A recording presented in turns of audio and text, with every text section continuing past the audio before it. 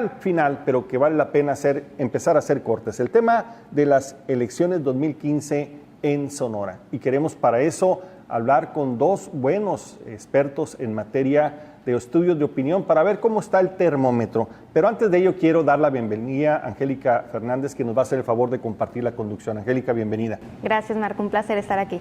Muchas gracias. Entonces doy la bienvenida al maestro Francisco Ceballos, director del Centro de Estudios de Opinión Pública de la Universidad de Sonora. Francisco, gracias por acompañarnos. No, encantado de estar aquí, muchas gracias. Gracias. Y también a Daniel Rivera, director general de Ingenia Inteligencia de Mercados, que siempre hemos contado con el favor de su apoyo. Gracias, Daniel. No, Marcos, muchas gracias a ti por la invitación, ya sabes que estamos a la orden. Encantados. ¿Cómo ven ustedes, cómo han visto el desarrollo de las campañas? Estamos ya a escasos días de terminar este tema. ¿Cómo ves, Daniel? ¿Cómo podrías tú hacer una narrativa de lo que ha sucedido en esta campaña? Creo yo que ha cumplido con las bajas expectativas que teníamos, ¿no? Pues desde que empezó este proceso a finales del año pasado, creo yo tenemos prácticamente el año, creo yo, con un proceso ya muy abierto donde se empezaron a definir quiénes iban a ser los candidatos. Me parece que desde entonces empezamos a ver, y lo dijimos pues en los espacios, que iban a ser unas campañas de este tipo, ¿no? Unas campañas sucias, cerradas, rudas, donde se iba a valer de todo, donde a pesar de que teníamos pues una legislación que pretendía ser muy pues cerrada, pues vemos una autoridad que pues no se puede imponer y que no tiene los elementos para poder pues cerrar o cortarle esas alas de querer salir fuera de la ley, y creo yo que ha cumplido con esa expectativa mala, ¿no? Y creo yo que la gente también se está dando cuenta de la baja calidad de campañas y de personajes políticos, ¿no? Por el poder descarada, ¿no? Exactamente, así es. Pues, ¿cómo ves tú, Francisco, estas campañas? Bueno, complicadas, plantean escenarios muy difíciles para su lectura e interpretación, pero sinceramente dejan de sorprender muchas cosas. ¿No te han sorprendido? No mucho. Tal vez no era previsible el rompimiento de códigos de civilidad como sí los hubo en esta campaña, pero se veía venir por el escenario nacional y el complicado también escenario local, un enfrentamiento duro, frontal, entre las dos principales organizaciones políticas. A nosotros nos ha sorprendido gratamente la participación, sobre todo de los jóvenes, en este proceso de campañas, que hoy más que nunca tienen ese sentido bélico, ¿no? Ese sentido peleonero de la disputa por los espacios de representación o el ejercicio del poder. En Sonora hemos tenido muchas experiencias duras en materia de campaña. Siempre son cerradas las elecciones. Sí, están muy gobernador, polarizadas las preferencias partidistas, pero ciertamente, como dice Daniel, nunca habíamos observado el encono y el cinismo con el que activistas políticos abanderan programas y partidos en esta ocasión, ¿no? Pero, no sé, a escasos días, como mencionas, de concluir las campañas, a mí me queda un sabor agradable de boca en materia, ¿y eso? En materia del análisis que nosotros hemos podido hacer. A pesar de la falta de propuestas que han tenido estas campañas. Creo que ha sido más el ruido, la interferencia que ha producido este espectáculo de la política como juego, como picada de ojos, zancadillas.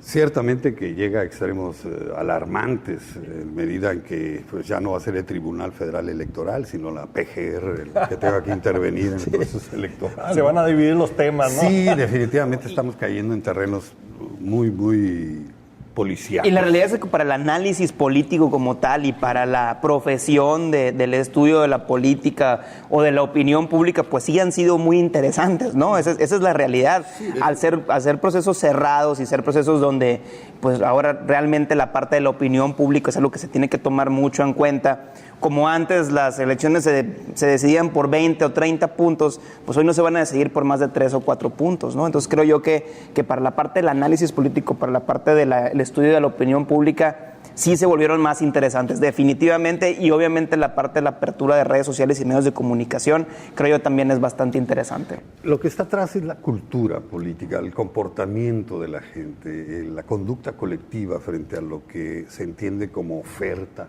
No se puede vender lo que no se quiere comprar. Exactamente, bueno, hay un mercado político, es un mercado político el que se está disputando.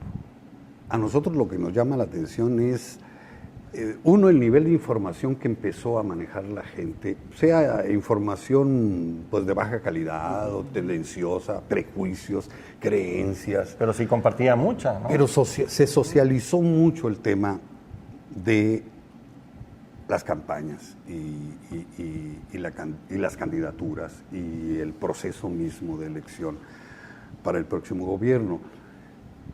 La gente en Sonora no está acostumbrada a la violencia electorera, a lo ríspido de contiendas cínicas.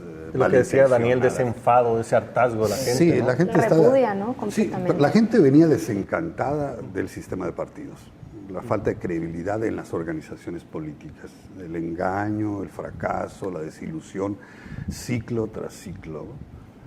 Pero ante este enfrentamiento más ya con nombres y apellidos, que aparte son nombres y apellidos muy conocidos, con mucho... Muy sonorenses, ¿no? Sí, con mucho poder. Mucho arraigo.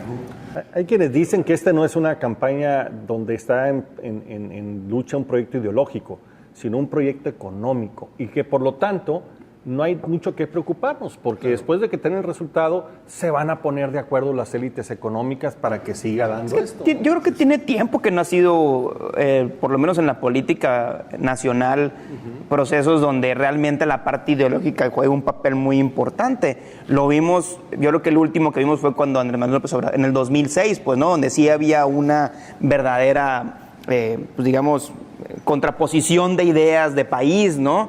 Pero posteriormente creo yo que aquí en Sonora tampoco ha habido una real contraposición, tiempo, ¿no? Con izquierda. Probablemente. Después probablemente está desaparecida prácticamente la izquierda, ¿no? Teniendo buen cuadro, ¿no? Lo que llama la atención, que no, la gente no quiere comprar más que está pegada en estas dos grandes líderes, ¿no? Dos grandes marcas, muy desgastadas, muy criticadas, pero al fin y al cabo son las dos opciones que siguen acaparando el 72-75% del padrón activo. Ahorita tú mencionabas esta incertidumbre que hay frente a la amenaza del abstencionismo, que en Sonora pues vamos más o menos en la media nacional, algunas veces inclusive la hemos superado, del Fue del 48%. 6% en 2012 la participación. La participación, sí, la registrada por el INE, pero yo me permitiría recordarte, porque simpatizo con esa versión de que los votos nulos es abstención, que técnicamente es una abstención, y en nuestro estado fueron cerca de 30,000 en la elección pasada, es decir, un 1.6 del padrón electoral, mucho más de lo que consiguen los partidos estos pequeños que cada vez surgen con mayor ímpetu constitucional, pero que están ahí, juegan y quieren participar en este mercado político con toda legitimidad, pero pienso que la democracia es cara en nuestro país, es cara. Muy cara. ¿Por qué? Porque el convencimiento de las masas, de lo que es el ciudadano común, con un nivel de información muy menudo, requiere del bombardeo, requiere de la sobreinformación, requiere de la propagandización de la oferta política. Ahora, llama la atención de que aquí el escándalo es lo que ha imperado, lo que queda finalmente, Daniel, en la mente de la gente.